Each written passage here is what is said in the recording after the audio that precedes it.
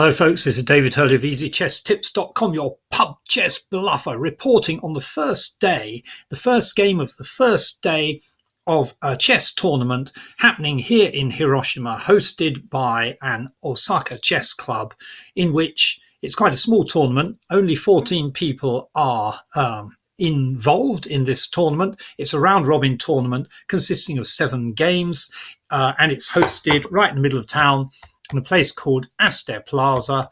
Here it is, a rather fine-looking building to approach over the bridge, as I did today. This is the back side of the plaza. Sit outside here by the river and analyse your chess games if you wish. And here's the front view of the said auspicious location. Now, this is the event that I'm attending, the Hiroshima Open Chess Tournament. And today I want to report on the first game that I played in this tournament. I played 2 games today. I'm going to make a video about my second game in a moment. But this first game, I was black, playing against a woman from Osaka, I think, whose name is Melody, who's rated in the 1600s. I think her rating is 1685. And she was white, and she opened with e4. So I've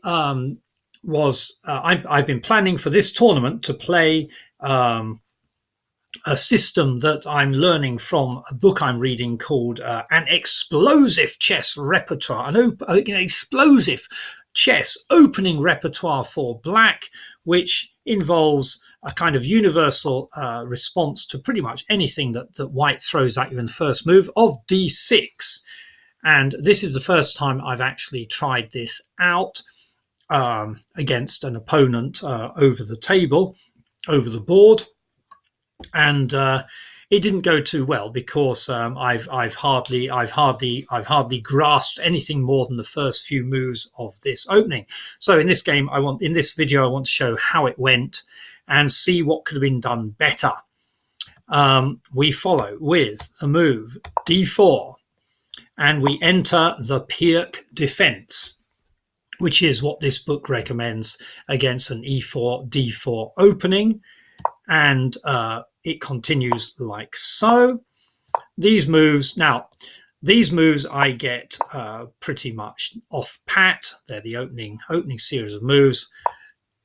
And we now enter something which is actually not mentioned in the book, this bishop to e3 move. And I responded by castling. Now, the variations that I'm learning or trying to learn, I'm working with in this book, do not have early castling, but I forgot about that and I castled early. And at first, when I analysed the sheet of shame, I thought that the early castling was what led to my early demise in this game. But in fact, it wasn't the early castling. Well, eventually, perhaps it was the early castling, but it was what happened a few moves later that caused my undoing in this game. So let's continue, because there's a small advantage for white, which is fairly normal. We had this little little queen move to d2, eyeing up this diagonal here, quite possibly looking to swap off bishops.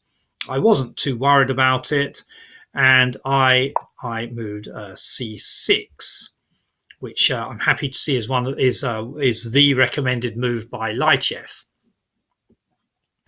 In comes the bishop to h6 move, and I decide I don't really want the queen sat on my doorstep, so I decide that if I'll let white swap off if white wishes to and retake with my king. And instead of one of these 2 recommended moves, the next 3 moves are, I think, where things unravel for me. I moved bishop to d7. Sometimes the bishop, what am I talking about? I moved my knight to d7. And in this book, The Explosive Chess Repertoire, which doesn't seem particularly explosive to me, but never mind. You have to sell books somehow. You either move the knight to d7 or the knight up to a6 and then perhaps down to c7.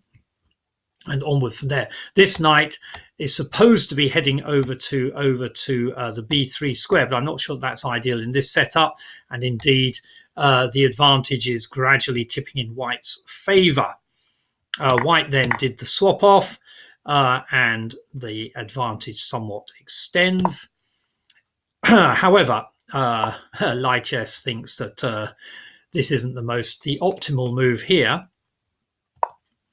But neither is my response. I've of course seen that there's this undefended pawn, and I'm also looking at this pawn here, thinking I can be rather clever. But there's a very easy response, which my opponent was equal to: simply castle on the queen side, and my queen remains stuck here in the way for the rest of the game. Well, for most of the rest of the game, until it's pretty much too late.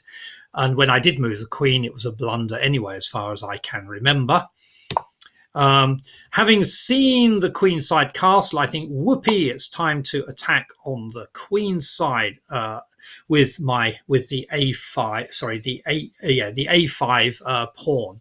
However, my pawn storm is an inauspiciously arranged pawn storm because my queen is stuck right in the way of any attempted pawn storm.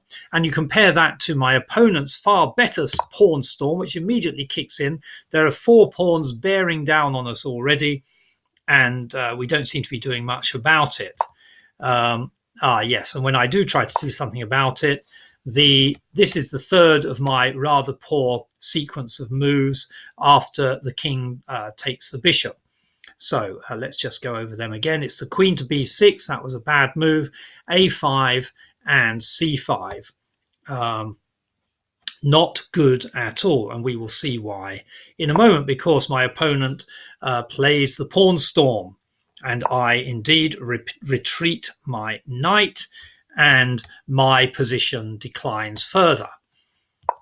h4 comes in, more pawn storm action. My pawn storm is completely stalled. It's not even a shower. It's not even spitting. Now this is the final curtain, I think. I try something probably quite desperate. I'm hoping to give her the choice of perhaps an en passant and tightening up my position, or taking down here, but she's having none of it, and melody simply continues with the pawn storm. And what do?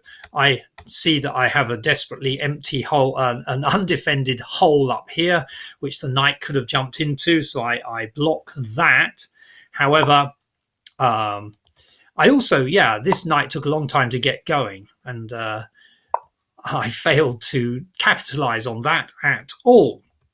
I'm trying to tighten up my defenses, and things open up on this side like so, and I don't even take with either of Lichess's top recommendations.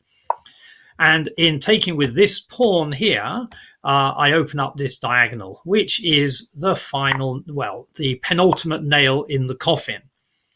Because now I think I have seen a little weakness, and I lurch instead of doing a bit more thought. Blocking the hole with this pawn would have been nicer. Let's see if we do that. Not much happens to change the situation for us, but at least we're staving things off. Whereas my choice was a perfectly disastrous queen. There we go. The queen finally moves away, hoping to get that pawn moving, hoping to nobble the knight, which is rather foolish. As you can see, it is curtains. It is end game for me in this situation. Even my attempt to stave that off completely fails. That is checkmate in 20 moves. A pretty poor show for my first game in my first tournament since 2017. However, it is the first time I've used this system. I've played around with Charlie Story's Sniper. Actually, against e4, I usually use the French defense, and it probably would have been better for me to have used the French defense today. But I'm using this tournament as an opportunity to play around with, or try to develop some experience playing this d6 opening system. Now, in this game, it didn't go very well at all. I've got lots of food for thought now. And one benefit of this was that as it's a round robin, it dumped me with 0 points in the bottom of the pack. I think there were four other losers, and there was one draw. I don't know if that adds up. There were several other losers, and there was only one draw. So I guess we had 6 losers, 6 winners, and 2 people who drew. So I was in the bottom of the pile, and that was very nice for me because it gave me I was white playing against a weaker opponent. So I'll report on that in my next video. But here we are, 1 game in to the Hiroshima Open Chess Tournament, September 2019, and 0 points so far. That's all from me, David Hurley, the pub chess bluffer, feeling a bit bruised and battered after the first game.